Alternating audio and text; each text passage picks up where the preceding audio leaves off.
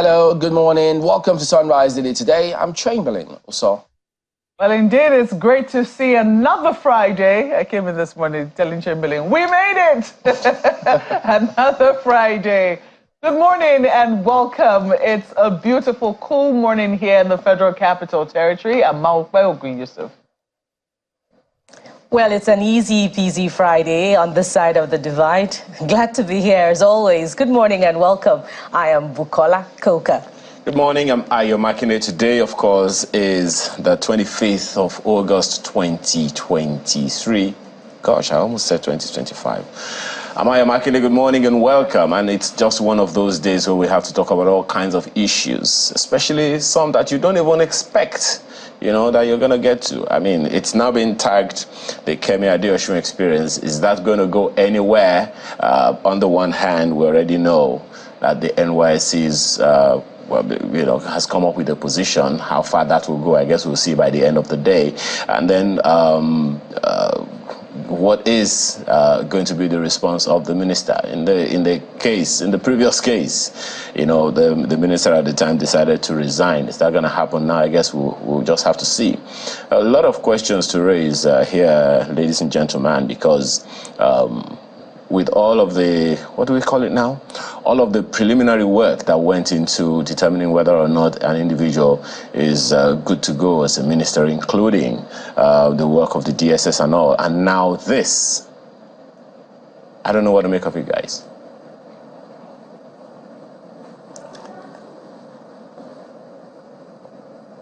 Okay, well, the thing about all of this is there'll be several questions that'll be asked of the screening process. Because, yes, several people had always raised questions about that method, where they say, well, if we already know persons, we know their capacities, we know what they're about, and so that was why the House Majority Leader tried to explain it. But that notwithstanding, you still have several people who were wondering, who expected at least some sterner questioning method. But to make it all the more interesting is the fact that you had three persons who, they say, for some security reasons, were not cleared. And that gave the impression that, okay, well, they were doing a thorough job. And so you expected that if anything else was going to come through, I mean, they couldn't miss a fly in all of that. But in the case of the Minister of Arts and Culture, Hannatu Musawa, who, if you look at the NYSC, the official who was quoted there saying that she is a serving corps member.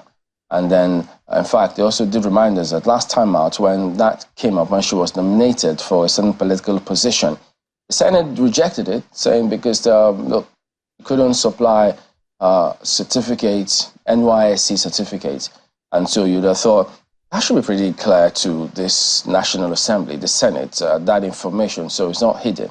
So when it then comes through again that she is a serving corps member, and then you ask yourself, so wait a minute, is it allowed in law? Isn't that a blatant violation of our laws? So if the last time that she was dropped by the same screening process, which they say, look, we couldn't go on because you didn't have that certificate. So what then changed, especially if she is a current serving corps member? Look, this will leave a big question. It could be a defining moment for this administration, for these ministers, for what to expect of government moving forward. So, big question now is the president breaking the law? Why did the National Assembly Senate pass this? Are they saying it's okay now? If it wasn't okay then, what makes it okay now? Well, what I see here, Chamberlain, is that there is an attempt to try and bend the law. If indeed, the NYC has confirmed that the Honorable Minister, and she'll have to earn that title now, apparently, that's the title of Honorable, is a serving corps member, it will appear that what they're trying to do is bend the law. Because I think in the previous cases that we've seen, it has been about whether or not the ministers served, whether that's whether they attempted to even serve at all. I think in Mrs. Adeosun's case, the situation was even worse, was that she didn't serve, but that somehow she had a certificate. it seemed that the certificate was procured. I think it was a miracle that she did not, go in for forgery. But let's leave that on the side. Now we have a case, the case of Hannatu Musawa, who's now serving as Minister of Arts and Culture. And it's emerged that for the very first time she tried to serve, I think it was an airborne, she abandoned service. And then when she had to, I think she was nominated for something, is it the what they call that, the Northeast Development Commission, as one of the commissioners there, it emerged that, she didn't have an NYSC certificate. So it does appear that there was some proper screening there, and then she decided to come and serve. And in the process of her service, she was nominated as minister. Now, I do know that, I think it was also, was it Adebayo Shitu, who was also a minister, I think when there were allegations of him and also not having an NYSC certificate, he said, look, there is no service that's greater than what I'm doing now. I'm serving. But look, let us be very clear. And I think that this is something that, there needs to be a clear pronunciation on. The law is very clear. I will not be here as a member of staff of Channels Television if I did not have an NYSC certificate.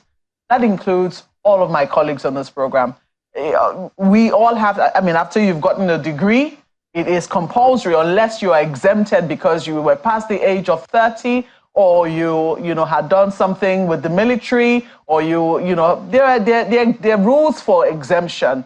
So we have to be very clear here because this NYSC is supposed to be a special program. It is something that I think all Nigerian youths, and I know that, there's been controversy now and, debate is raging whether or not they should scrap NYSC. Everyone knows where I stand on that. I stand with those who say that the NYSC should remain. A lot of people would not know half about this country if they did not go to serve. And that's for people who, do the proper thing and serve outside of the places that they have known. If that's where you are posted, I know that the NYSC can still post people to the states where it's not supposed to be. It's not supposed to be, but who knows, by any stroke of luck, it can happen. And of course, there are those who try to work the system to ensure that they serve in the places that they've only known. These days, people, say it's on security grounds. But before, we even bring in security into the mix, there is a reason why this was created by former head of state, General Yakubu Gowon. And a lot of people have had very beautiful stories. I think it was only recently that the NYSC also celebrated, what did it celebrate? Was it 60 years in existence or 50 years or so? And one of the beautiful things that came out of that was people who met at NYSC camps and got married. I think the current governor of Plateau State was one of them who met his spouse in NYSC camp. But beyond the romance, the service, the fact that people get to know about their fatherland. So I think that the nobility present in this service should not be rubbished. If that is now one of the requirements that we now need for public service, I think it should be upheld. It is the minimum that should be upheld. If indeed the minister, and I'm giving benefit of the doubt here, because it might emerge that, she's just completed service. Mr. McGaw was quoted to have said she was mobilized this year. And posted to a law firm in Abuja. So if indeed, I will still give benefit of the doubt because, these things have to be proven beyond reasonable doubt. But if indeed she is a serving corps member, I think that, it is improper. It is not the right thing to do. It sends a very terrible message to serving corps members that, you can be doing this and, people get away with all manner of things. But those kinds of things should not be encouraged in our public service. It should be, stated very clearly that this is the requirement, and if you haven't met the requirement, maybe you should take a bow and excuse the place. When you've completed the requirement, I am sure that the president, maybe might still be willing to nominate the honorable minister or nominate her back again. Is a possibility. I know people continue to say, oh, look, we might miss very brilliant minds, people who have served out of this country and who did not, come back for their youth. The law is the law. It's not just that the law is the law. It's a privilege to serve us. It's a privilege. Yes, for those who truly do the work, it's backbreaking and sometimes the job can be thankless. But make no mistake, When Nigeria calls you to serve in her public offices, it is a privilege to serve 200 million of us. So if these are the requirements that we say, okay, this is the minimum you should have, you should even have demonstrated that you've served us in any capacity and for 1 year of your life. I don't think that requirement, Chamberlain, is too much. It's just all well and good that that's what the law requires. Absolutely. Bukola? Yes, indeed, Mark. Thank you for that background. And, just to further bring to our notice also that in September 2020, President Buhari nominated Musawa as a national commissioner representing the Northwest Geopolitical Zone, but the Senate in October of the same year rejected her nomination over a report from the Committee on Establishment and Public Service Matters that she failed to provide her NYSC certificate or exemption letter. And I were going over whether or not the NYSC is indeed in the Constitution. But before that debate, it would seem that we should at this point also recall that the Senate did not approve some nominees based on security reasons. And if this sails through, are we now, as Malpe has rightly asked, trying to bend the rules? Is one sin greater than the other? I think this is a very, very critical question that we should ask. Indeed, we've seen this administration include a very young person in the cabinet serving, I think, in the Tax Reform Committee. And while that is commendable, as a policy of inclusion, bringing in young persons and helping them find a platform of expression, that's very laudable. But this would seem to be a different matter entirely because of the importance of the NYSC certificate and because of precedent over the conduct of past political officers in this matter. Of course, that's how I started. We can't forget in a hurry, not a little dust was raised over the NYSC certificate of former Minister of Finance, of course, who, by the way, provided sterling, professionalism to her work. But that just seemed to be a gray area because the NYSC certificate that she presented was in doubt. So if this is the case as well, and the NYSC is a requirement for any political office holder, and indeed for any worker at that, in whatever sector, I believe that there shouldn't be any selective approval in the case of Musawa, the current Minister for Culture. I believe that political office holders at all levels should uphold the law such that, we can set a good precedent. And I think what's important here, as Malpe and Chamberlain have underscored, is the legality of it. Not the morality now, but the legality of it. If the president, only needed to attempt to school start, and, the minister, we're not even clear now, but Section 147 and 148 of the Constitution of the Federal Republic of Nigeria is clear about some things, that the minister of the federal minister in Nigeria's Fourth Republic, has to do, and all of those things. So it is clear. What other things have to be considered? I guess that's what we wait to see. If there is a claim to have served, the NYSC, then perhaps that's where the problem is. If you went through a first degree in Nigeria and you present the certificate, it must be accompanied, perhaps I believe, by an NYSC certificate. Where that is absent, then there will be these controversies. Guys, I think, if you ask me, Chamberlain, Malpe and Bukola, I think it's now up to the federal governments to come out and make a statement about this, whether from the minister's office or from the Senate or from wherever. Let Nigerians be clear what the objectives really are, what the circumstances are, and why we're having this controversy again. It is not good for us as a nation. If she's a certain comment, but just to add, it may be that, it's a realization of the importance of that certificate going by precedent. That's why, she has, been in a hurry to take care of that aspect of her documentation.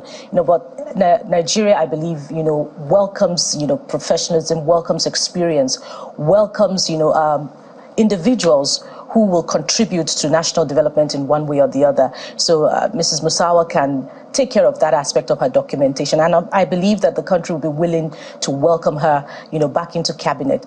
But this also goes as instructive for other political office holders, to ensure that their documentation is put together and would not raise, question marks at the levels of scrutiny. There are quite a number of cases in court over certificates of political office holders, and it leaves much to be desired. Mawkwe and Chamberlain. Just wonder what the explanation would be either the Senate or the presidency, because maybe they'll say, oh, she's still serving. Yeah, she's serving. She's still serving? Serving is serving. Yeah, if you're still serving, it means you don't have your certificate. That's what it means. And if you don't have your certificate, how did you then make it to this position, which is clearly not backed by law? I mean, you could check Section 315. You could even go and look at Section 12 and 13 of the NYSC Act. And I thought it's just pretty clear. Is there something good? Well, look, we just need an explanation. We need an explanation on this matter because, look, this was in a very, very interesting scenario. So, well, maybe there might be something that people are missing, but hey, that's why we say, look, we need an explanation. Either what was the consideration from the Senate upon confirmation? So what then was the consideration from presidency upon nomination? If remember at the time that they didn't clear her because she couldn't present certificate. So this is really sad, though. I mean, if indeed it comes out that indeed she's still serving, it's really hard. It's really sad because don't forget that we're still looking at increasing the number of women in the president's cabinet. It's still not, we're not at par, women versus men. And she is a really, really pleasant personality. And she's, she's shown what she's capable of in terms of the art. She's shown her passion for the art. And it would seem that she's one of the, round pegs in a round hole. But if she hasn't fulfilled this particular criteria, this certainly is sad. And I think it's important that she, shows that she's also a person of character, and on this particular stance, she will not try to bend the rules because she, interpret it in some funny manner. I think that what the rules are rules. And also trying to wonder, if she submitted a secondary school certificate, she'd be cleared? Does it suffice? A secondary, is that what you must? No, just trying to be hypothetical. Because, we needed to hear from them. What was the consideration? So just looking at all possibilities here. So if you submit a secondary school certificate, does that mean that you will not be required to show an NYSC since you didn't submit a university degree? Because she's mobilized this year. Hold on, what is the criteria to become a minister? Is it the same criteria for possibilities in terms of what to expect from those who might be explaining things? Maybe lawyers will help us out here, but I know that the law is pretty clear. If you have, I know that it says something to the effect that if you're going to be a minister, you must also fulfill is it the same criteria as as needed by a senator or House of Reps member? I'm not very certain because you just said if she only submitted a secondary school. That happens. Are we allowed to appoint people with just secondary school certificates as ministers? So those are part of the questions. Okay. So that's why we'll just double check our constitution to see what it says in terms of the requirement. But last I checked, if you have a degree, and I think it's one of the things that we need for ministerial positions, I could be wrong, we'll double check that. Lawyers can also help us out here quickly as to what sections of the law say that. But that's a very interesting twist you bring. So I guess we'll see. All right. While we're at that, we've still got, an hour plus to get clarifications moving forward. In fact, it's not just time-bound, really. But let's take you through some of the dailies here this morning, and we are going to go ahead. But again, the other thing is this. If you submit, I know, we'll go to the paper Chamberlain, stop playing scenarios in my head. No. You have to. We have to. Well, if you're said to have submitted, remember, hypothesis, if you're said to have submitted a secondary school certificate, and you then claim to be a lawyer? Certainly not. Certainly not. Let's take a look at Nigerian Tribune. That's where I'm starting this morning. So, so look at the lead story on the front page of Nigerian Tribune. Nigeria I am the one holding back ECOWAS. Tinubu urges Islamic scholars to ensure constitutional governance restoration. Point blank. That's a late story, and the writers there for you. In other words, other ECOWAS members are raring to go. They want to go, but the president said, no, hold back. Is that what's happening? So you see, that's why sometimes when certain narratives are all over the place, you just ask yourself, look, did they have the information that the presidency or those up there have? So now with this, I wonder if they will factor it into other matters, as it were. Okay, so at the bottom strip, Delta communities occupy Shell's flow station over non-inclusion in PIA, threaten to halve crude oil production. Are we back in the trenches? Are we going to go back there? That's Nigerian Tribune this morning. Oh, The Guardian. I mean, these days, The Guardian is so interesting. The kind of stories they come up with, I love them. I mean, take a look at this. It's not your conventional story. Battered national image. Step aside, please. Yes, step aside, please. If you've ever traveled before, maybe you've heard it. The many troubles of green passport holders. That's the lead story this morning. It's a big story, actually. A very special report which they've done for you, covered on pages 4 and 5. They also give you a breakdown. I mean, you can see the passport, the Nigerian passport there.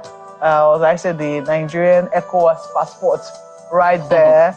And it shows you our mobility score, the countries we can visit, visa-free, the countries that will require a Nigerian passport holder to get a visa on arrival, ETA, the number of countries we require visits to, passport owner rank, world reach, and our population. So all of those statistics are represented there. You also see that infographic, passport power, you know, the countries with the most powerful passports. And while people think that this conversation is not important, when you look at the jackpot trend, which we've seen in recent times, and a lot of our highly skilled workers, I mean, you can talk about those who are leaving, you know, through the Sahara, those who are, you know, fresh young graduates, those who actually have jobs, you know, those who are, you will ask them, sorry, precisely why are you leaving?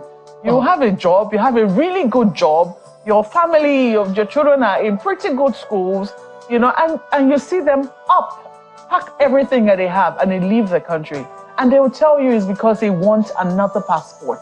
So if you think that this conversation or what the Guardian is doing is, you know, is not important, maybe you need to think again. Because even the people whom you think are doing well in Nigeria, you know, still do not have confidence in the country's passport. And that is something I would really need to work on. So they show you the ranking of passport power, the countries that have really, really good passports, whose passports, you know, are powerful. They can go into any country without even needing a visa. And countries that they will scrutinize your passport. Your passport will stay many, many days in embassies before you eventually get a visa to go anywhere. I mean, the ranking is right there on the front page of The Guardian. Very interesting story that I highlighted. Yeah, it's a ranking, actually. One of the most powerful passports here is that of Japan. We'll be all right. You see Japan, Singapore, South Korea, Germany. We'll be all right. We'll get there. Yeah. We'll do better. Don't worry. And then list access. Well, I'm trying to look at that now. Thankfully, we're not amongst those with least access. We still have some access. Thank God for that. Thank God for small verses. So let me just look again. Maybe because it's in really small print. Okay. Well, you can take a look at it yourself. They don't want you to sweat it. I'm not trying to mislead you, please. So pick up a copy of The Guardian and check it out yourself. I think it will be really worth your while. Confusion as court declares Apapa LP national chairman sacks Aburi. It's like a ping pong of sorts going on there with the leadership. Page 3 will give you details. And look at that. Nigeria left out as BRICS admits 6 new members for global influence. Page 3 is also where you find details. And look at this. At 1 hour a week, only 4.1% of Nigerians unemployed, says MBS. Okay, so only I think... 4%? Yes. 4.1%? At 1 hour a week. If we're to break it down to hours. What does that mean? Do we get paid hourly in this country? So there are those who work part-time. There are those who do some... We don't have that kind of economy in this country, please. I don't know, really, but... Let's be realistic, This is me reading and trying to make sense of it for you, okay? So you might want to read page 6 to get details. This is very worrying. It started like some disease we shouldn't worry about, but it's becoming worrying. Diphtheria, death toll hits 100 in Kano. What? Yes. Just like that? Just like that. 26 in Bauchi. I'm talking death toll here, not those hospitalized. So it looks like we need to pay a little more attention to this throat and nose disease. I'm not even sure what it is, but page 29 is what will give you details. Let's leave it there for The Guardian. And turn next to Daily Independent, but Markwa, you took that paper right out of my hands. I was quite interested in it as you are, but there's hope, Markwa, because at least we were allowed into some countries visa-free, and those countries are not 1, not 2, 23. So I agree with you, Chamberlain, there's hope. Nigeria will get there someday. Speaking of... off to another paper, Daily Independent. The big story is on the Niger coup and efforts, to ensure that things become stable in that neighboring country. As ECOWAS chair, I'm under pressure to act fast. That's ascribed to the Nigerian president. And there's just one rider, asks Islamic leaders to expedite action in dialogue with junta. I can't help but ask myself, every time we look at, crisis in Niger, why is Niger different? The West African belt has become known as a coup belt, with Mali, with Burkina Faso, with Guinea. What is different about Niger? Why is Mr. President under pressure where Niger is the case? Well, it's interesting that you say Mr. President, because we had a president the past 8 years and there have been a number of coups here and there. So why was that Mr. President not interested, at the time? And why didn't he feel the same amount of pressure? No, maybe I should say that. Why didn't ECOWAS take the same charge as it is taking now? Is it about the leadership of the ECOWAS at the time? What exactly are the issues? That's something for me, Niger is the point of focus here. Why is Niger different? Does it have to do with the natural resources in that country? Is Mr. President under some form of pressure from the outside world? Well, just valid questions to ask in this regard. And speaking of diplomacy, Mr. President is seen here with the ambassador, I believe, to the United Arab Emirates. And that's, another critical area. The diplomatic relations between Nigeria and that country needs to be, resolved and, become better. There's also this one. Crisis deepens as NNPP suspends BOT chair, publicity secretary. There are quite a number of other stories on Daily Independent, but let's leave it there for now and turn to the next paper, Ayo. Which is the Daily Trust newspaper. You spoke about why Niger. This is one of the reasons on the front page. Niger crisis. Cow, sheep shortage looms as border closure bites harder. Look at the riders. Supply reduced by 50% in Borno, 70% in Katsina. My dates in 4 trucks grounded. That's according to a trader. No, it's not the date you go out to. It's some supple, Largest cattle market in Jigawa desolate. Tinubu asks clerics to dialogue further with junta. That's a story you will find on pages 4 and 6. And of course, you see those trailer trucks right there, those other products. That's what you have on the front page, the lead story. So please, the earlier the better. Already we know the price of cow in the south of Nigeria. Anthrax scare or no anthrax scare, everyone is eating meat. So that's the lead story there. Look at the story right under the page, under those pictures. Working for 1 hour shows you are employed. NBS tells Nigerians. I think it's about time we got some clarity on that one, because from some research that I did, there are at least 9 categorizations of employment. So is that what NBS is saying when they say we have gotten better in the area of employment? Is it a deflective form of measuring employment levels in this country? The details, of course, you'll find on the inside pages, page 10, to be precise. But as I said, those in the space, in the employment space, will tell you that at the very least there are 9 categorizations of employment. So if that is one of the, I think information needs to go out to Nigerians so that they can understand and not go into permutations that may or may not be real. If Nigerians are employed at a minimal level, that the NBS is trying to help us understand how much comes to them. I believe perhaps we should return to the former yardstick for measuring employment or unemployment. That shows the reality, the true reality of the situation. So long as you're earning more than 30,000 naira a month, I think you should be employed. As the Daily Trust newspaper this morning.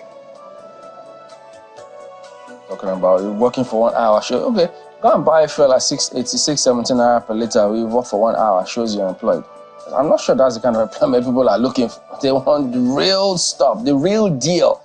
So, well, maybe people might interpret that the way they want. Go look at that report, really. But take a look at Leadership Friday.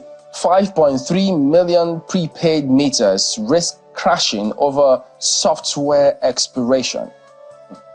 Oh, maybe that's why the NERC has been saying that people need to upgrade their meters. But that cannot be for us, because let me give you gist. So on our social media platforms, and please by all means follow us on Instagram, on Twitter, follow us because we also give you'll catch the gist there. Yeah, you'll catch some gist there. You can give us your comments. So I think we put up this particular post that NERC asked Nigerians to upgrade their meter. And the comments I read at the bottom were hilarious. And people said, so NERC wants me now to take a ladder and go and climb a pole and upgrade the meter by myself. Did I put the meter there? So I think that there needs to be clarity. What precisely is the issue? If it needs an upgrade, which I know that a lot of people will be very suspicious of, because I remember one time they did an upgrade in Abuja and people were like, oh, our meter started to move faster.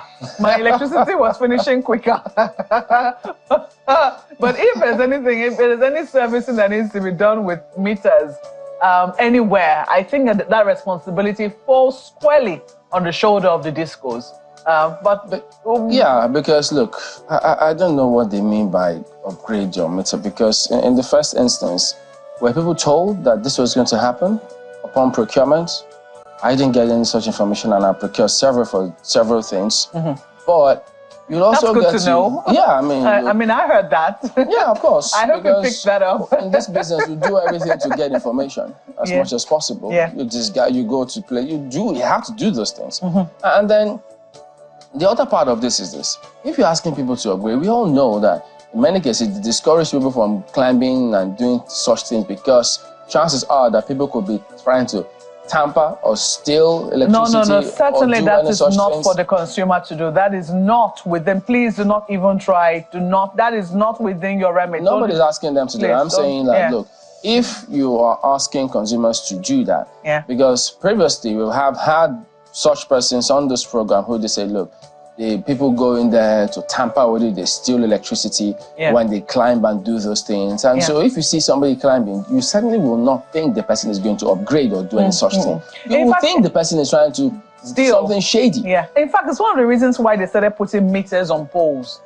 They started to put meters out of the reach of consumers. Now, how would no, that will be for the discos to do that. That is certainly. Is that what the discos have said here? I thought they said consumers should go and upgrade. It's the NERC that is speaking. I don't know why they're speaking louder than the discos. So the thing now there is this. In addition to this, they also need to know, for instance, over the last week or thereabout, out of the 8 places I've gone to, about 3-4 of their lifts are not working. Why? Because they say this electricity supply by Abuja Electricity fluctuates at reckless rapidity, reckless interval, such that it's damaging equipment. Wow. And then you're asking, and sometimes the one they supply is way above the standards, the limits of that this country, 240 volts. And look, what is going on? Do they expect a class action from certain persons who they damage your items? Maybe that may be what they need to set up. Yeah. Because, I mean, some ministers are talking tough. Maybe the consumers themselves too need to don't slip on your rights. Yeah, and do certain things here, because you're damaging several things and people can't just catch up with it. So that's leadership anyway. Well, Vanguard has something to do with your money this morning. 24 banks lose 9.75 billion naira in Q2 2023 as fraud rises 277%. Yeah, you heard right. Fraud rises 277%. The details are on page 5 of the paper. Well, this is the first time we're seeing banks losing money. Is it as a result? Wait. Is this deliberate? I don't know. Maybe it's as a result of revaluation. Somebody is not cooking the books. No, it's possible. As it said, maybe it's as a result of revaluation. You know, the naira has really lost some value against the dollar. Maybe can be as a result of that. Even during COVID, banks were making humongous profit during COVID. Well, they're not now. 24 banks. Lost. 24 banks lose 9.75 billion in Q2 2023. That's what we're seeing. Second quarter. It doesn't look like it's looking We'll read that story and just be sure. Yes, page 5 will give you details. Outsider involvement down 6%. Staff involvement up 22%. Yes, with regards to fraud. ASSB, ASBFI blames casualization, says sad for banking industry. Fraudulent loans rise to 94.35% at 5.46 billion naira. E-fraud losses stood at 59.5 million. It's capable of eroding confidence in banks. That's according to analysts. The story is on page 5 for you. They also have that story of the collapsed building here in Abuja. 2 die, many trapped, 37 rescued as Abuja Plaza collapses right there. Wike meets Tinubu, orders arrest of owner to resettle residents. Stories on page 7 of the paper. We're going to leave it there for Vanguard newspapers. When you get to upgrade your meter, do you know you have a place or you have to supply your name? So, anyways, it's a good thing. Oh boy. It's a good thing. Many ways to ensure only Nigerians, right? So what if you don't have need? You can't get a meter. No, but interestingly, I think it's not only Nigerians who are entitled to needs. Oh, I think they also asked even foreigners to register. And get it right. Yeah, and we wondered why that was. I mean, we thought that was going to be another way of identifying us, but maybe they will capture you as a foreigner. So maybe there'll be no excuse as to why you don't have a NIN and you're living in Nigeria, consuming our electricity, you're not in a hotel. There's a new boss of NIMC now, so maybe they'll at least speak a lot more on this matter. So while you go online and see how you can upgrade your meter and not climb the pole. It's online? Yeah. I mean, upgrading is usually done online, this kind of stuff. So, but let's go ahead and see that. So we're back in a moment and take you through what we've got for you today. So stay on with us.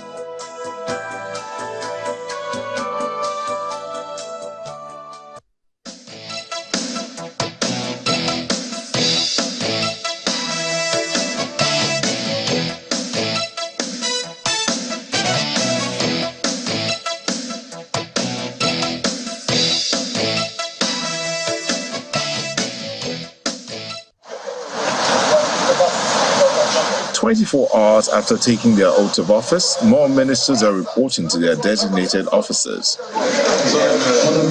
Upon assumption of office, the ministers speak on their mandate as members of the Federal Executive Council. We will even find mechanisms of lowering the cost of monitoring and evaluation. Technology can be used. We will involve stakeholders. If a road project is taking place in a location, there are many ways you can involve those people located in those places to participate in monitoring and evaluation." My modus operandi is results. I really don't care how you get me the results as long as you use legitimate things to get the results. Former former Yobe State Governor assumes office at the Ministry of Police Affairs.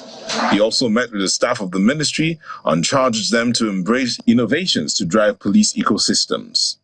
I encourage each one of you to embrace innovation, to think creatively, and to propose ideas that will enable us to adapt and evolve in this ever-changing landscape.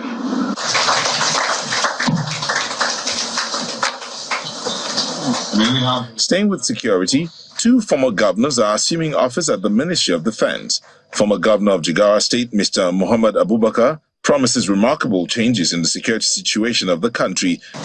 We have to deliver for our people. We have to deliver for the country. And have the promise today with all of you that within a year or so, we will have remarkable change in the security architecture of this country.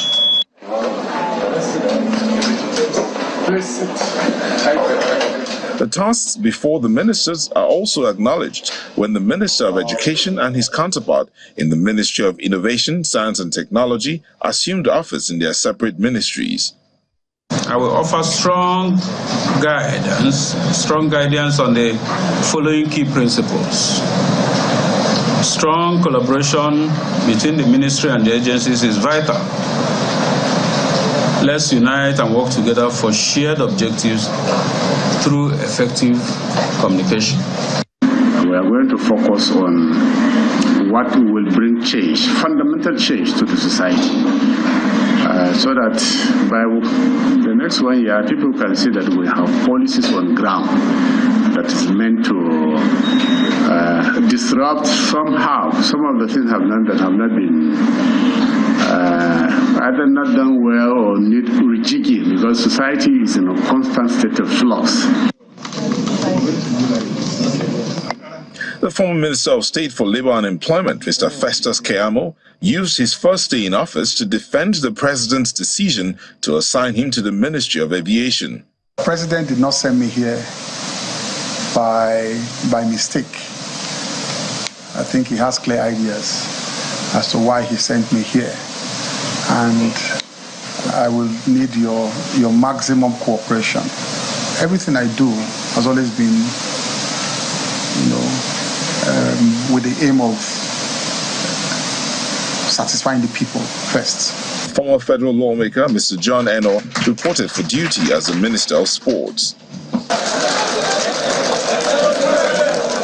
The Minister of Foreign Affairs, Ambassador Yusuf Tuga, also assumed duty at the ministry, where he unveiled his vision to rightly place Nigeria at the regional and global diplomatic pinnacle.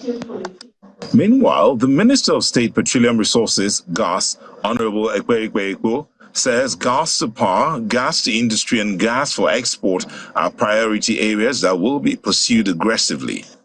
Today in Nigeria, because of dependence on the other sources of power, we don't have regular power supply. But with gas, which is cheap and readily available, the reserve that we are having today will last us for so many hundreds of years. The minister, like his colleagues, thanked the president for the opportunity to serve in his capacity, but the country and her citizens will be looking to see how their service translates to a better life and a better economy.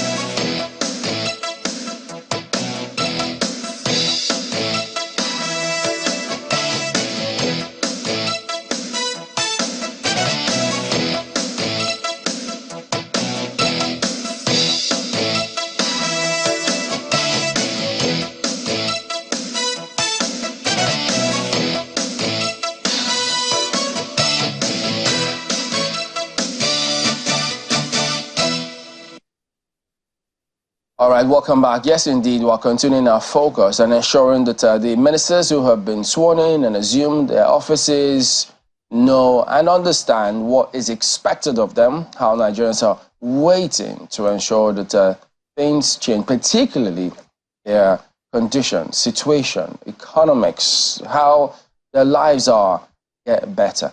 That's why they're elected. I mean, the president is elected, then he gets people who could help him achieve what Nigerians have elected him to do. So we've got those two gentlemen you see on that slide. They join us here in the studio. Lalu Akonde, former presidential aide, also a journalist.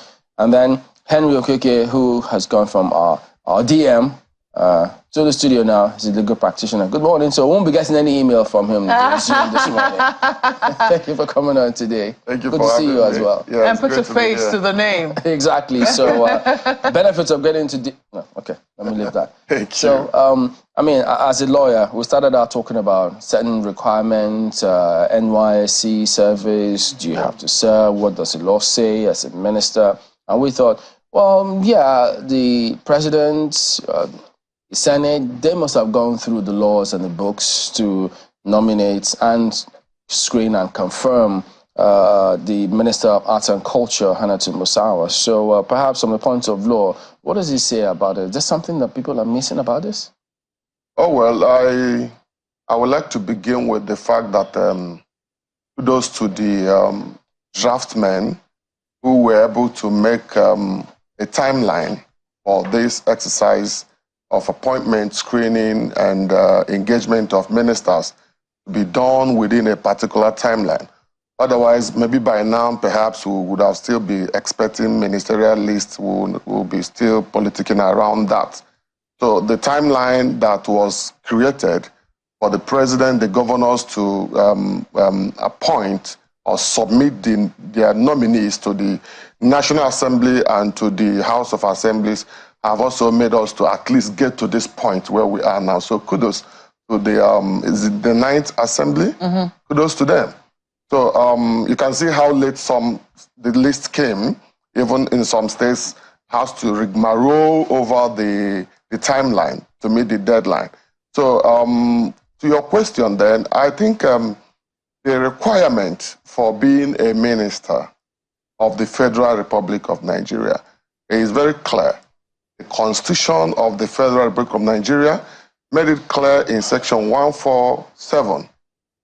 And going to the soul of the matter at hand, Section 147, Section 5 of the Constitution, subsection 5 of this provision makes it clear that for you to be a minister of the Federal Republic, you must be qualified for election into the House of Representatives. So if one is nominated by the president, it must be that this person, this candidate, is qualified ab initio to run for House of Representatives. That is the basic qualification. Then you now look at what are the qualifications for running for House of Representatives. The Constitution is very clear too. The primary requirement is that you must be a citizen of the Federal Republic of Nigeria. The age requirement is that you must be 25 years at least. So this minister, I was listening to your program, Mark said honorable minister and minister. So both of them, I don't know which one to use. This minister in issue meets, I think, the age requirement, also meets the citizenship requirement. Another requirement is educational qualification. That is where we are hovering around on this issue of NYC.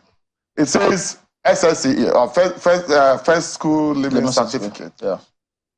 First School Living Certificate. And then you go down to... First school, that's primary school. Primary school.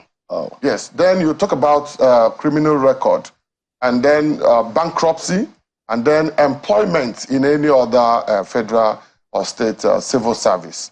These are the requirements for one to be a member of House of Reps, which automatically qualifies one also to be a minister of the Federal Republic of Nigeria. So the issue is this NYC controversy on the minister. Where does it come in?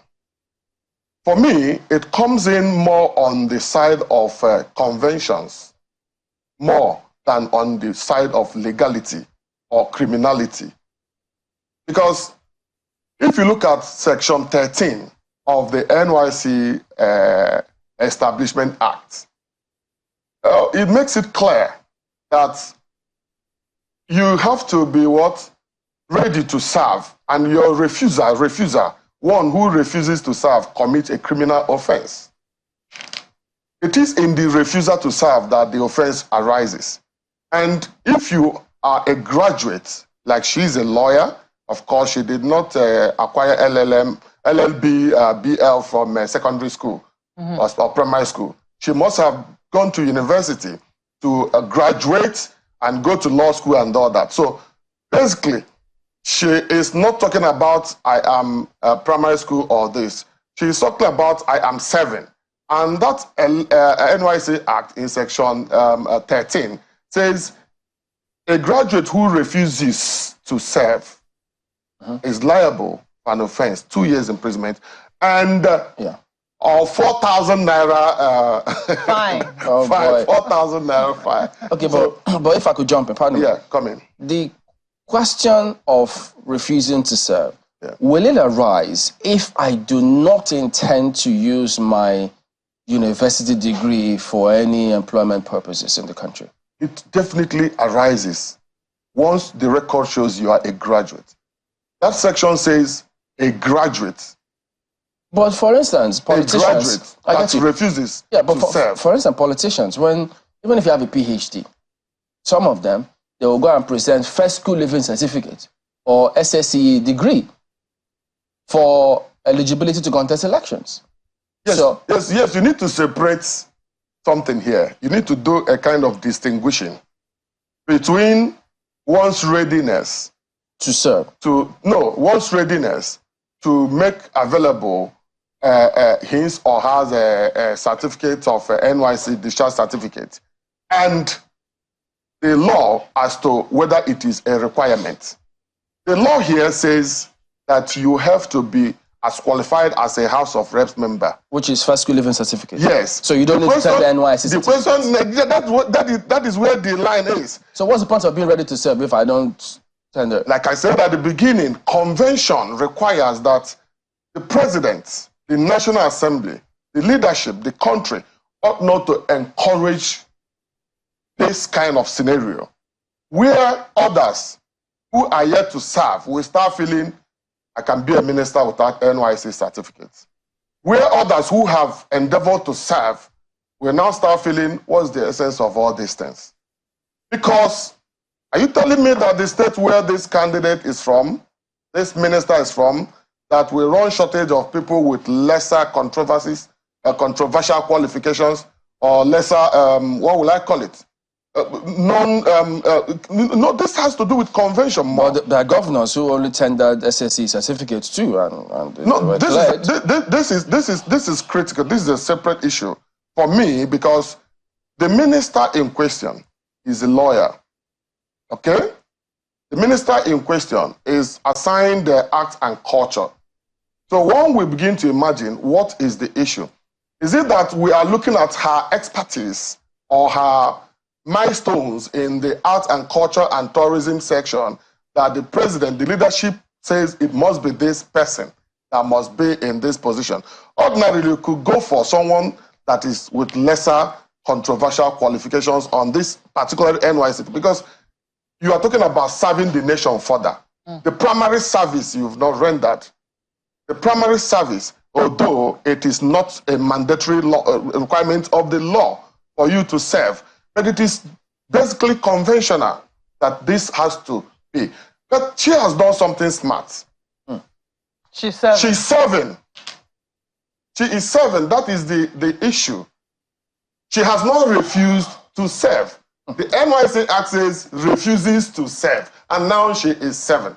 But that puts us again on the table of convention and doing things right in the country. You know, I'm just thinking. So it means if you have to be a minister, say, petroleum. Yes. Or education. But we know in NNPC, they require what? First degree, second degree, sometimes third degree. So if I only have SSC, then I can preside over all of the, wow. Just... You can be Minister of Petroleum Resources, even with your secondary school. So maybe, indeed, maybe our laws need to be looked at again, because some people will say, you mean our laws actually envisage a situation whereby we'll have only a school cert leaver presiding over, very important ministries like that? But the issue is this. Are we going to write everything ABC as a constitution, everything and put it into a law? No.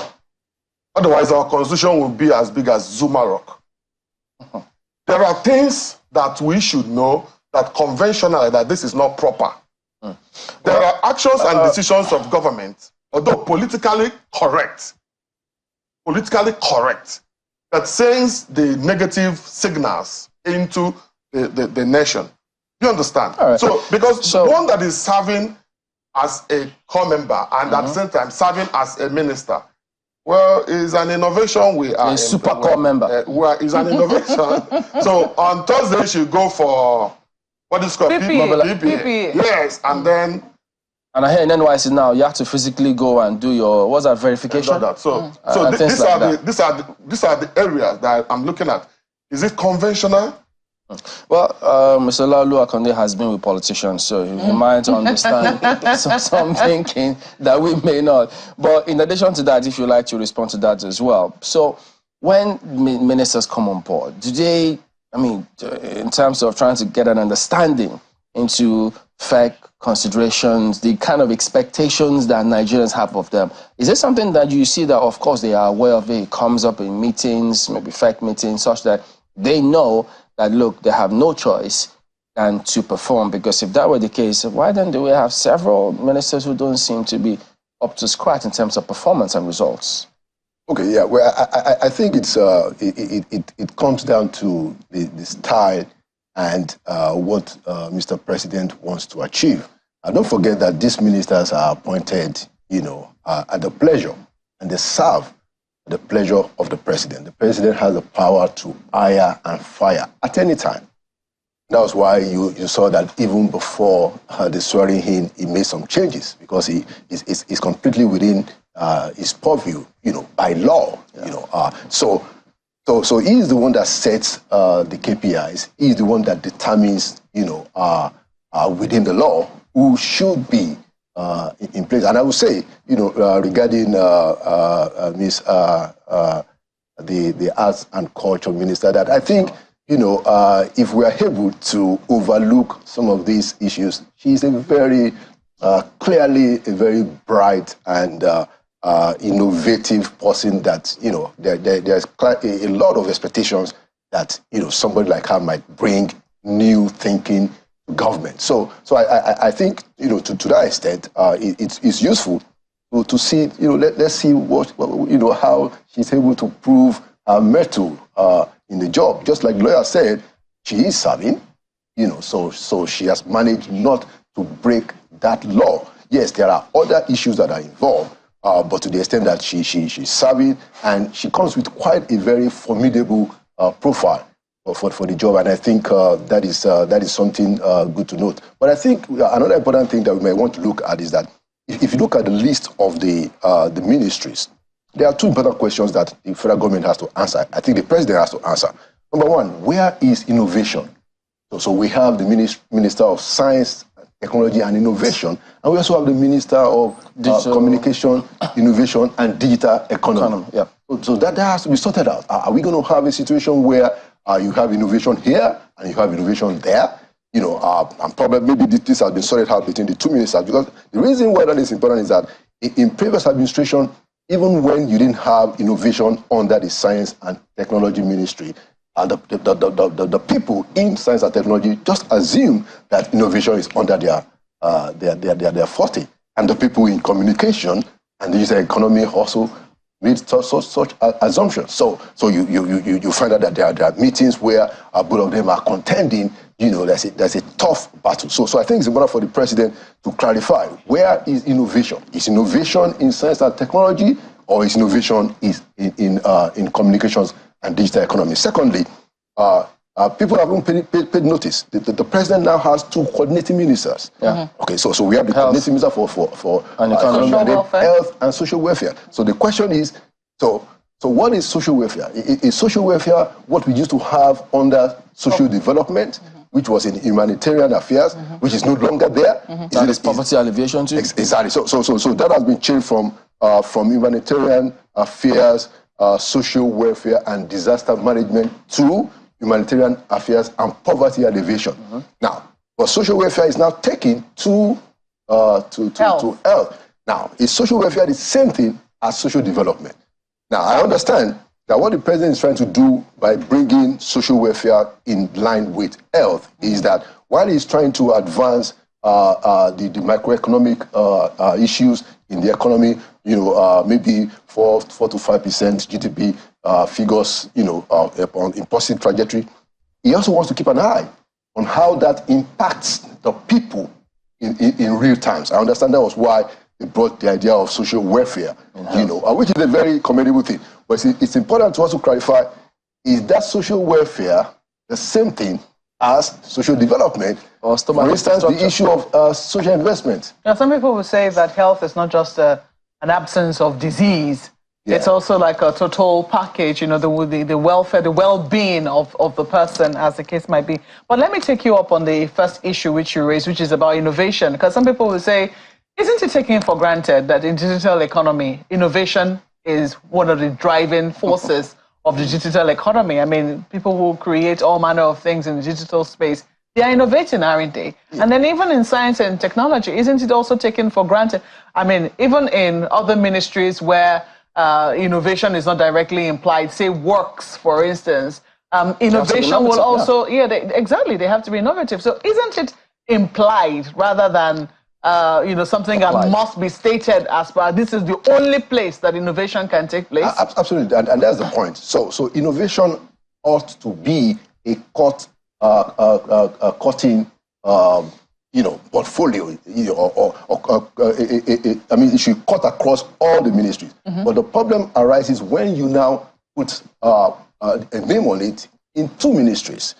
Now, don't forget that I said that even when that wasn't the situation, when you didn't have innovation in science and technology, the people in science and technology, brought about issues, and everything comes down, especially to procurement. That's where that's what the tug of war will be. Exactly. So it's important. Give us an instance. What are they procuring that could be causing the tug of war? It could be anything. It could be anything at all. And when you talk about procurement, some days you don't want to go on live television and talk about, but let's just just give it a broad perception that look, there will be issues. Procurement is going to be one of such things. And it's important for government, but your point is right, before I conclude, your point is right that innovation ought to be everywhere. It ought to cut across all the ministries. But when you choose to put a name on it, then you got to be clear whether, as a matter of fact, you don't even need to put it anywhere, if it's going to be crossing, or if you put it in one place, don't put it in the other place so that you can avoid tough battles. Tough battles are normal anyway. You're going to have them. But this is even going to make it more complicated. So this coordinating ministry, and I know my colleagues want to come in just a moment, Lagos, please. But, taking a look at the word coordinating, because normally you just have the Minister of Health or Ministry of Health, as the case might be. Now you have coordinating Minister of Health and social welfare. Yeah. So isn't it taken for granted? Because some people have also raised this question as to whether or not are we looking at having super ministers, people who are overseeing more than one ministry, even though they have their core ministry. So isn't it a way of saying, okay, this is your core ministry, but you must keep an oversight on what is also happening in these other ministries? Isn't that what's happening with economy and health? And it's a very commendable gesture, by the way, because it shows some very insightful, innovative thinking that, look, how do I get to put my eye on the ball on some of the major important things? For instance, you have Dr. Ali Pate, one of the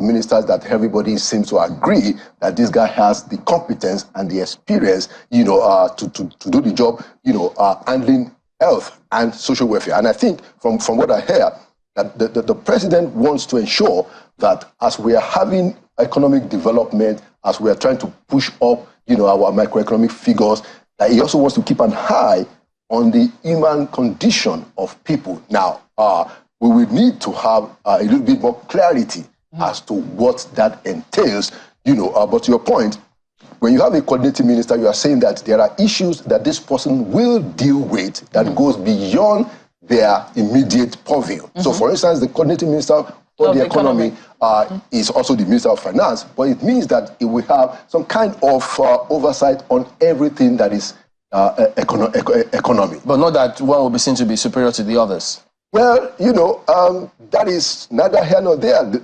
It might imply that one has some kind of higher assignment, so it's considered, and that's why there's a difference. So you have two people who are called coordinating ministers. So they are not exactly in the same category as ministers, in my view. Otherwise, why do you have to put coordinating in front of them? So that's a little different. What's the name? Mr. Okeke is already shaking his head, because don't also forget that, you know, the ministers of state have always said, no, we're not junior ministers. There's no such thing in the Constitution. So do you want to intervene on this coordinating minister of state? Well, if the focus is on national development, then every other thing will be secondary. The coordinating minister, minister for state, and minister. I don't see a senior minister and a junior minister. I see colleagues. Their functions are interwoven, they are interlaced. So we are expecting as citizens to have them work together. If you are coordinating minister, just like we're in this studio, we are guests. We don't need to know who is a boss between you and Chamberlain. You are both coordinating perfectly here. And the job is going on well. So why would people come to serve the country and they are focusing their energy and time on big minister and small minister and coordinating minister and all that? So I begin to wonder, what is the essence? What is the need for Nigerians? It's useless because basically what we should be focusing on are the innovations, like he mentioned, and you rightly put it. There is innovation in everything. There is need for innovation in all we do. I am particularly interested in the Minister for Marine and Blue Economy. The blue economy, where we need serious innovation. That is the ocean economy.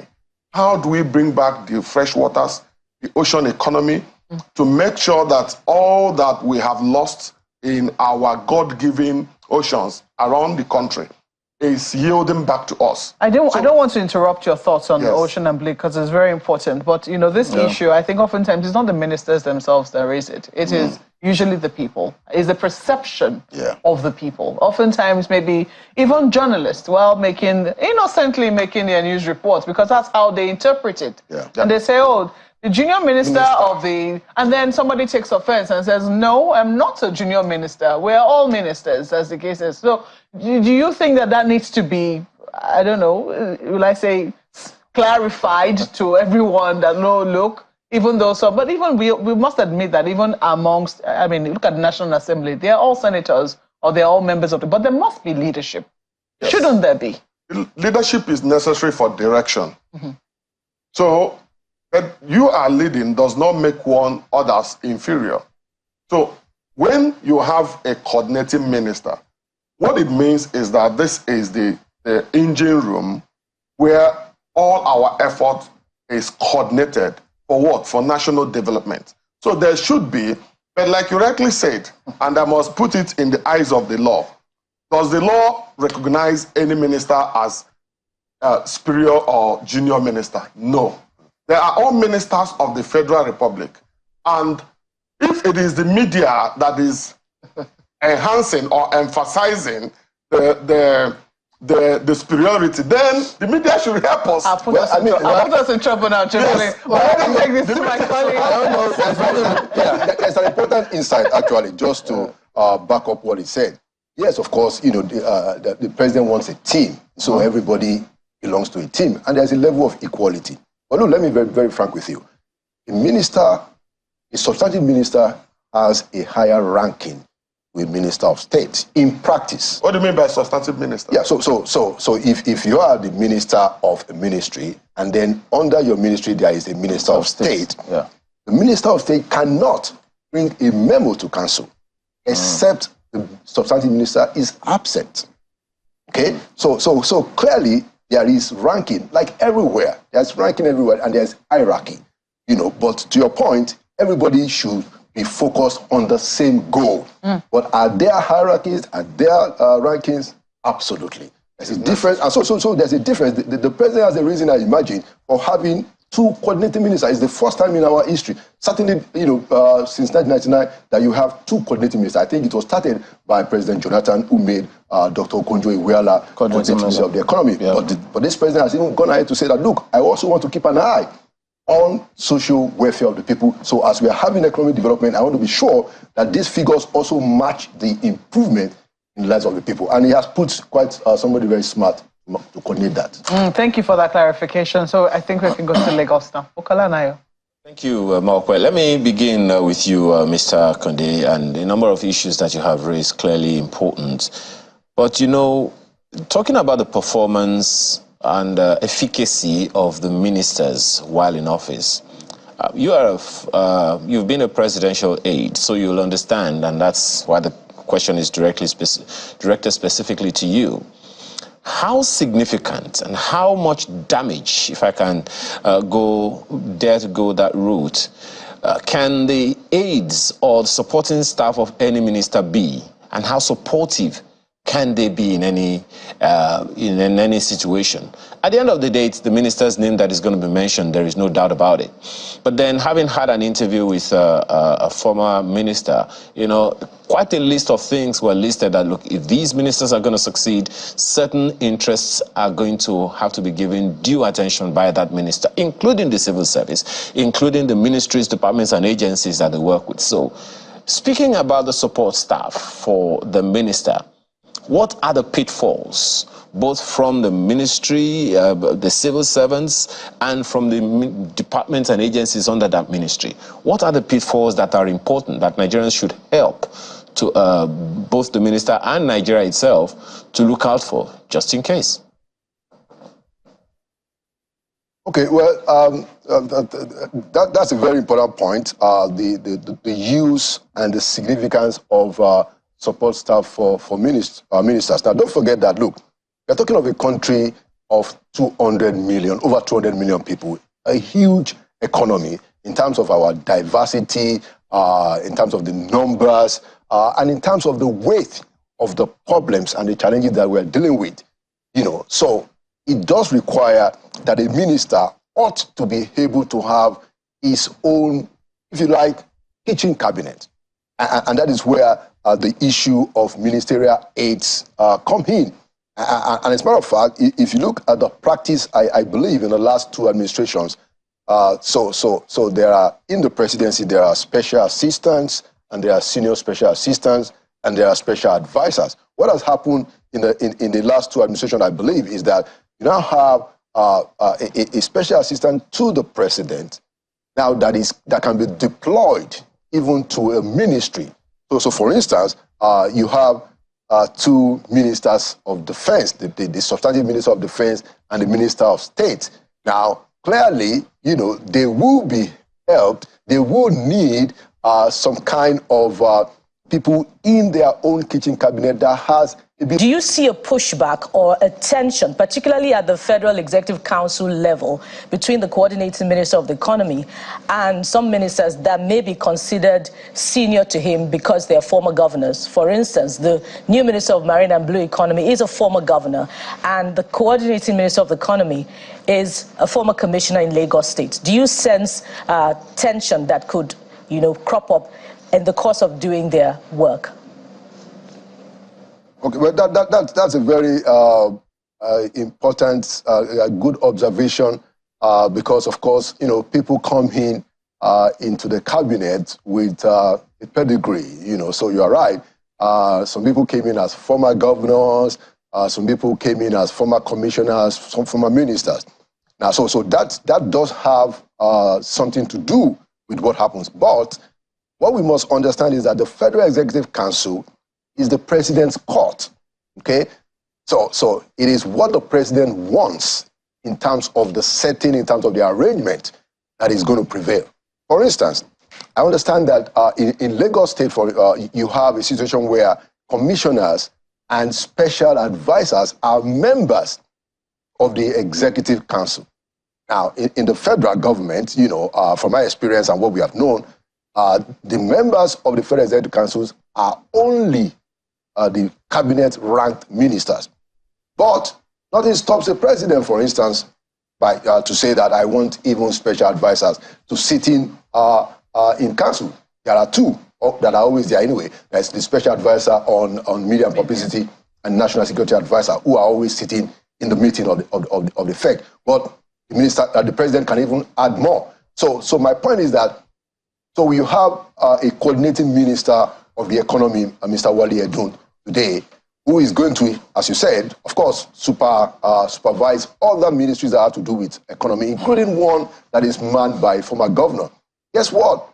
That is what the president wants. So it's the president's call, and the president has taken all of these, I imagine, into consideration when he picks people. And I think he is more concerned about getting the job done and using the people that he understands have the overall competence in that area. All right, gentlemen, we have to thank both of you for coming on. Lalu Akonde, former presidential aide, as well as Henry Okeke, a legal practitioner, and thank you for watching us over the years. We appreciate that. Thank you. All right, then. We will be back in just a moment. Stay on with us.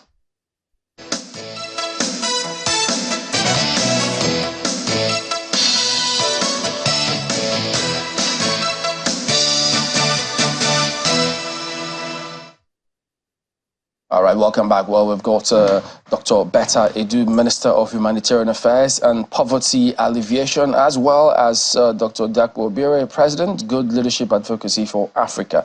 Good morning, both of you. Thank you for coming on today. Thank you so much for having us. Well, Doctor, do you know when people read the description of your ministry, people will assume different things in terms of what to expect. So perhaps we should just start by asking you to tell us, what does your ministry categorically entail? Okay, I think first we had a Ministry of Humanitarian Affairs, Disaster Management and Social Development, but President Bola Ahmed Tinubu is putting lots of emphasis on the SDG, achieving SDG by 2030, and that's why he changed the name of the ministry and the mandate of the ministry from Humanitarian Affairs, Disaster Management and Social Development to Humanitarian Affairs and Poverty Alleviation.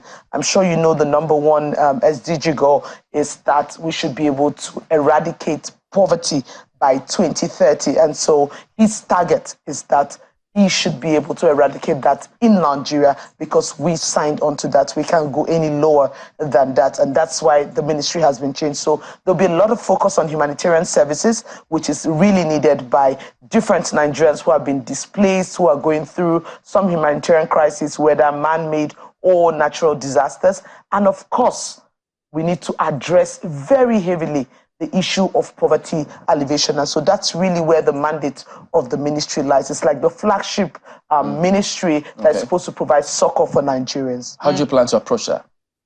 Okay, so presently now we are working on our the full detailing of all our action plan on what we've been doing, that we'll be doing. The agenda has been set already by Mr. President in his action plan when he said he's going to be increasing the social nets for Nigerians, creating jobs, both skilled and unskilled, moving us really from a certificate economy into a skilled economy. Of course, eradicating hunger, because that's one of the key issues around poverty. And then he's going to be working on the educational sector. So when you have cash transfers, conditional cash transfers, they are attached to conditions like a poor family must ensure that their children go to school. So the cash transferred to you is for the education of that child, and then government intervenes to ensure that the child can go to school, afford to have nutrition while in school, and then have all they require to thrive in school. So there are different levels to it. For the humanitarian angle, we'll be doing a lot and bringing in some innovation. One of it, which I would want to state today, is the Humanitarian Trust Fund, where we'll be mobilizing resources from across board.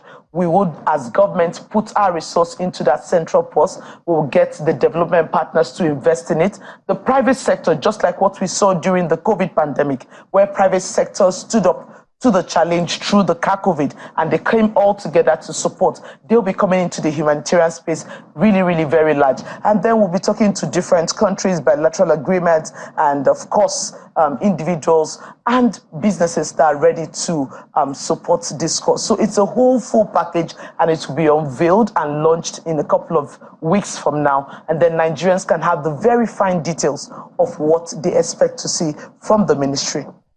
Well, I wasn't certain whether to say congratulations to you or to say good luck. Sure. Because you or do may know. your road be rough. Exactly, because I'm sure that you, of course, appreciate the amount of work that that lies ahead of you. You have spoken in the past about lifting 133 million Nigerians out of poverty. Even though some people will say that those figures were talking about people who are multidimensionally poor. Sure. So it is rather broad, so to speak. Do you have a category of, I mean, you've talked about hunger. I mean, those who are, facing, food shortages. But do you have a category of people, and have you been able to settle on a more definitive figure of the number of people whom you're targeting in the first phase of some of these your programs? So that's been worked out now, but the very first thing which we are starting almost immediately is the verification of the social register. I'm sure for a couple of days and weeks, we've been going back and forth with the Nigerian Governors Forum and several other interested parties saying the social register is okay, it's not okay. The people who are truly poor are not on the list. There's some political influence to it and the rest of it. So we're going to first carry out a full verification of the social register to ensure that truly it's the poorest of the poor, those who deserve to be on that list, that are on that list. And then from there, we will now create the different beneficiaries category. So those who will be benefiting from the hunger intervention, the zero hunger intervention, those who will be benefiting from the educational intervention, those who will be benefiting from the skilled job and job opportunities. We'll also in the humanitarian sector be creating humanitarian jobs. So if you have followed or worked with some of these UN agencies and the rest of them, you see that they have short-term contracts for jobs. So if there's a humanitarian crisis at point A, they immediately hire both skilled and unskilled persons to go and handle different aspects of the humanitarian response in those locations. And so we'll be preparing a protocol that can easily give guidelines to those who will be hiring for 3 months, for 6 months, for 1 year, maximum 2 years on contract basis to go and attend. So all of those are ways in which we hope to really get the jobs out. Yeah, I'm just wondering about that register. I know the governors did say, even at NEC, that no, it lacks integrity. They're not going to use it, so they discarded it. So are you saying that, you're going to use that same register yourself? So, like I said, we are going to verify and update, and we're going to work with the governors so that they can own it. We're going to work with those at the local government so they can own it. One of the challenges which they raised was that they were not involved in the process of really getting the poorest of the poor. As a country, we have to have ownership of whatever data that we are bringing out from the grassroots. So the local government people must be involved, the governors must be involved, traditional rulers must be involved, and even the religious rulers should be involved. So we own this data to say, yes, indeed, these are poor people in our communities. We know them. These are human beings, not just numbers and names, but they are human beings. We can identify them, and this is what we believe we're comfortable working with. Do we then expect that probably with time, maybe sooner rather than later, the NEC will backtrack and say, okay, now we accept the register? Once you work with them, they would accept it because it's their own product now. Because, I mean, some of them were spoke to say, look, we couldn't even identify people on that register. So that's there's no one that they can ask or check and say this is valid. So it was dumped. So you're giving us that notice now that, yes, they will get back to that register and that it was your ministry will use eventually. So we would go back with them, verify, remove, update, and then bring it back. So it's now owned by Nigeria, both at the national, at the state, at the local government, and even in the community. So it's our own, we own it. And then we can boldly say, we know these people, these are the poorest of the poor, and whatever interventions are coming as part of the social safety net, these people truly deserve. So will you be distributing palliatives to your ministry? Oh, definitely. Definitely. Like we had already said, one of the pillars which we'll be working on is ending hunger, that Zero Hunger Project. And for this, we are going to actually be moving out palliatives all the way down. The president has already started working with the governors so that he can at least cushion the effect of the fuel subsidy removal, which just happened. And you can see that across the various states, even though there are some challenges, people are beginning to get some relief, both financially and in terms of food commodities.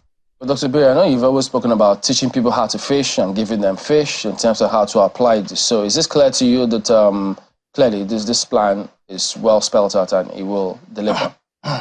Well, I can say the government at the moment going in the right direction.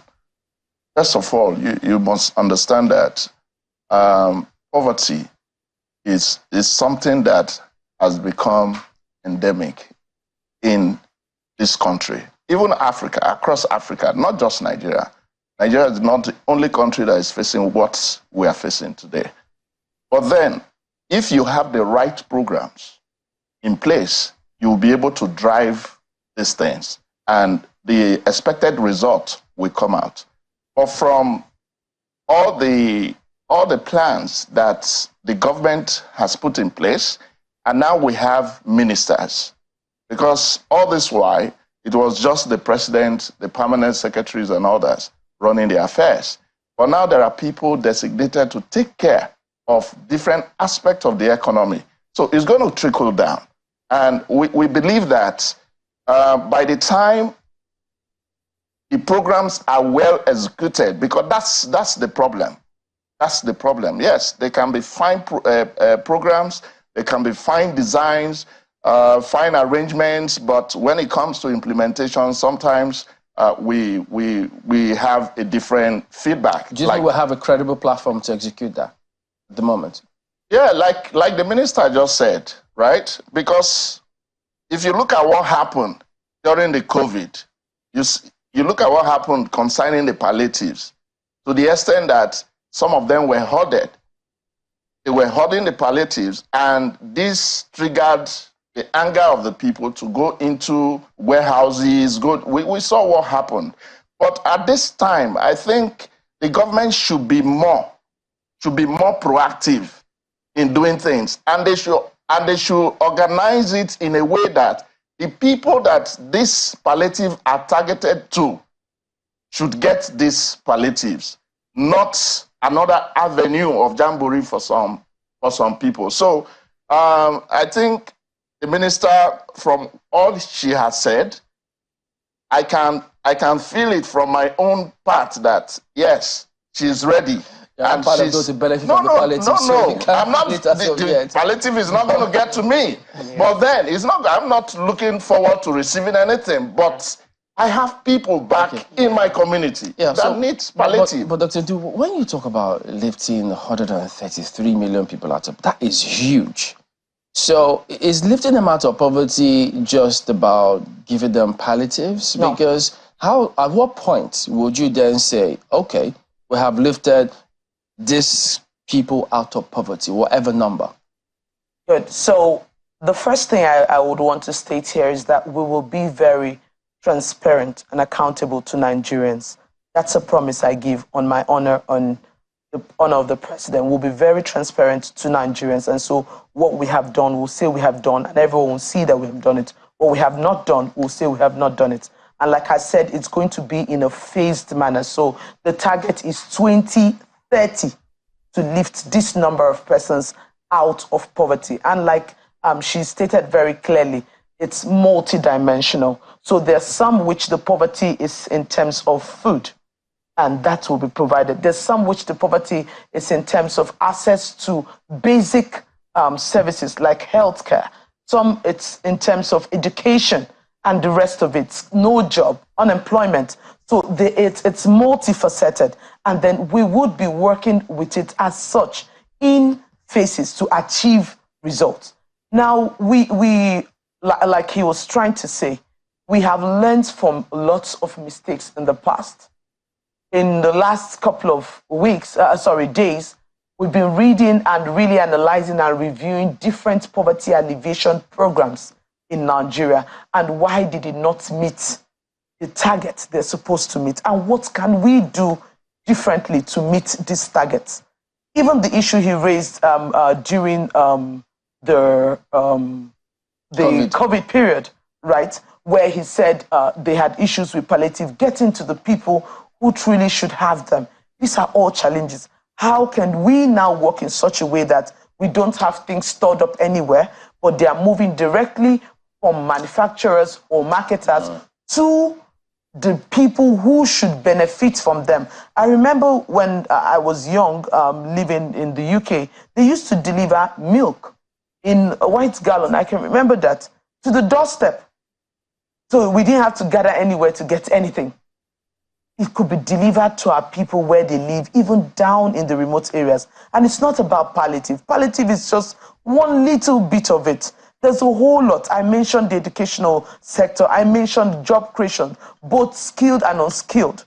I mentioned bringing people into fabrication academy, micro, small, and medium enterprises. These are all parts of the intervention to really elevate poverty. So it's a broad range, but we'll be launching it and we'll be telling figures and the numbers which would fall in each category so that Nigerians can know what to hold us accountable for and the timeline for which we want to deliver on it. All right, let's bring in our colleagues in Lagos. Chamberlain, Dr. Edu, I really don't envy, what you have to do right now, being Minister of Humanitarian Affairs and Poverty Alleviation. There are those who would say the register, the social register that you're talking about, for instance, there are those who would say it's the only reason that the government and the governors are saying they're not going to be part of it, or they don't want to use it, or it's not authentic, is because they are not the ones, that came up with it. Having had an interview with, someone who ran the NASCO, the National, Social Register, Social Safety Coordinating Office under the Office of the Vice President in the previous administration. It talked about the fact that, look, it was an extremely rigorous process, which was funded by the World Bank, and that both the governors at the time and the local government chairman at the time were consulted. In fact, he said they went down to the communities and that the list wasn't written by anyone. It was determined by the people in the community, the exact same things that you are saying, that you need to be able to verify. And it is down to the very, very, depth of the community. So to those who are saying that it is because some people, maybe some governors, weren't part of the process, that is why they are questioning the authenticity of it, well, how would you be tackling that one? Added to the fact that you said something, another, pundit has said in a civil society organization, that there is the register and then there is a beneficiary list. The register is what we are talking about now, but then there is a beneficiary list, which is sometimes drawn up by politicians. How are you going to navigate these in a way that perception does not undo the good intentions that you have? So, truly, like I had stated earlier on, the list was done. That's the social register was done, and they had support from the World Bank, like I have been briefed, right? And we are not saying that we're throwing away that work, all of that work. What we're saying is that we're going back with the governors and the local government chairman and those in the community to say, okay, these are the names on the register that we have right now. Are they verifiable? If they are, then we show it to the governors and his team to say, these are the people, they're actually poor, and it's verifiable. And so we can run with this. Or, of course, it's also a dynamic list. So some persons who were there yesterday might not qualify to be there today. So it's kind of like a housekeeping, a cleanup of the data. And then we all come out with it, accepting that we are part of this and we are good to go. Now, the point is, the beneficiary list cannot and will not be separate from the social register. So the beneficiary list is a subset of the social register. So we have to categorize which part of this social register or which persons within the social register qualify for this intervention, which person qualifies for this intervention. There are some interventions that will say women only, 70% women, disabled only, this only. So you have to, within that social register, get out the beneficiaries that fit into that category, and then we attend to them. But once we accept that this is the social register, I think we'll be good to go. Remember that the World Bank intervention of over $800 million is pending, just based on the fact that the governors and indeed the ministry are unable to agree on what the social register should be. So we should quickly get that going. These are low-hanging fruits that we can achieve in a few weeks to months, and then we move on to more complex interventions which we intend to roll out. You know, Dr. Edu, it would be nice to know the figure on this social register. Either it's the beneficiary list or it's the entire register itself. I wonder if you can put a figure to it so that we'll know whether it matches with your target of bringing 133 million people out of poverty, or that is just a target that will be broken down according to whatever strategy that you have to bring that number out of poverty. And then again, the governors during their one of their NEC meetings, questioned the social register, and we have seen that following the announcement of the 5 billion naira palliative, that they have chosen to administer this palliative. So will your ministry be working with the governors and the administration of the 5 billion naira palliative, or you comment on your own program of action under your ministry? So, like I told you, the present arrangement which the governors are carrying out was a quick intervention by Mr. President to cushion the effect of the fuel subsidy removal. That was just a one-stop quick intervention. Right now, we are going to have a properly well-planned, fully expanded program to reach out to every state, and we will be working with the states. So we're not just going to be acting like federal government in isolation in our own silos. We'll be working with the governors, we'll be working with the local government chairman, we'll be working with everyone to see full implementation of it. Remember, Nigerians actually live in those communities, they live in those states, and they live in those places. And we'll also be working with other key stakeholders, like members of the National Assembly, to be able to get down to the grassroots. I mentioned the traditional rulers, I mentioned the religious rulers. These are key stakeholders that have been identified, and we'll work with them on it. We're also giving support to what the governors are doing presently across the states. But like I said, this is just an immediate relief for now. A full, elaborate program from short term to medium and long term will be laid out very soon. Okay, I'm not sure if you've responded to this, but someone wants to know, do you have specifics in terms of are you targeting low-income earners? Any specific thing in that regard? Oh, sure, we are. We have, of course, the criteria for poverty, which has been defined clearly, right? And then extreme poverty, which has also been defined as under $2.15. It used to be $1.95 per day. Anyone living below that is said to actually be in that category. So having this definition, whether the low-income earner falls within it, they are part of that social register, and that's why we're going back to verify. Okay, so we'll be looking forward to a lot of that, because it's something that, don't forget the humanitarian component as well. Yes. It's huge, because we've talked about that several times on the program, how some things need to change, because when it happens to lots of Nigerians, they don't know who to call. Just even when they distribute some of this, they don't get it.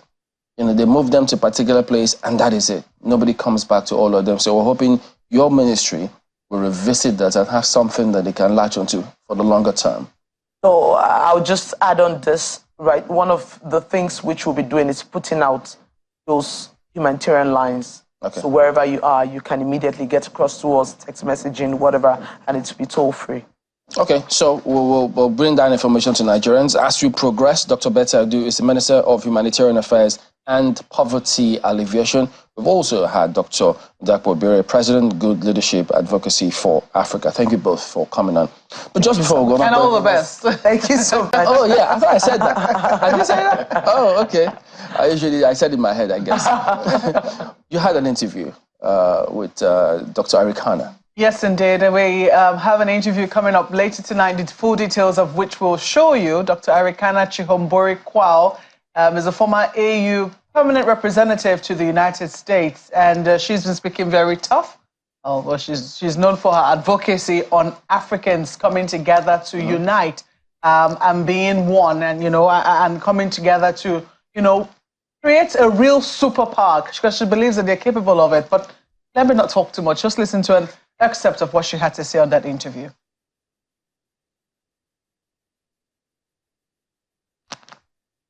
Of all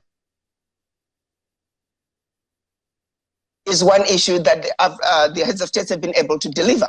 However, here is my biggest fear. As long as there's no free movement of people, it's going to be very difficult to implement the African Continental Free Trade Area. As long as we still have the exodus of African capacity, we are going to have issues with implementation of the African Continental Free Trade Area.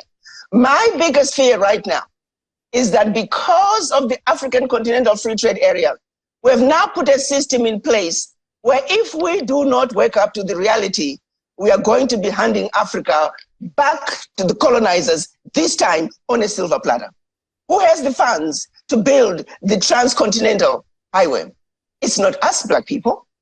Who has the funds and the capacity to bring about the development, to build the ports, to build the infrastructure that is required?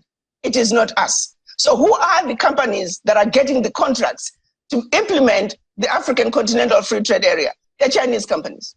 They're Middle Eastern companies. They're European companies. They're Indian companies. It's everybody else except us. I have not seen a push to promote Africans coming together as a continent. I've not seen a push to line up the opportunities and say 60% of these must be occupied, must be run. These contracts must be given to Africans, must be given to Black people. I've not seen that document that's demanding that X amount must stay with the people. That is where I see the problem going to be. If we do not manage the implementation of the African Continental Free Trade Area, we are going to be handing Africa back to the colonizers, this time on a silver platter. Well, you heard it there, and I'm sure that you will agree with her 100% in terms of, when eventually, we've all signed. I think all 48 countries have signed up to the AFCFTA, and I think how many more are still expected. We've done the very first trade. There is so much more expected of that. And that was not the only thing she spoke on. She also spoke on the crisis in Niger. She is known for her very hot criticism of France, and she was removed from her position under very controversial circumstances. Some believe over her views on, how France continues to, maintain an overbearing influence on the countries it once colonized. You can get the full details. I mean, if I tell you all about it here, what's the point of watching? Exactly. So please, 8:30 tonight, do keep a date with us on Hard Copy. So certainly it will be a must-watch. I will watch it. So we hope you all will do. So that is the show today. We do thank you all for watching. We'll see you again next week. I am Chamberlain, so goodbye.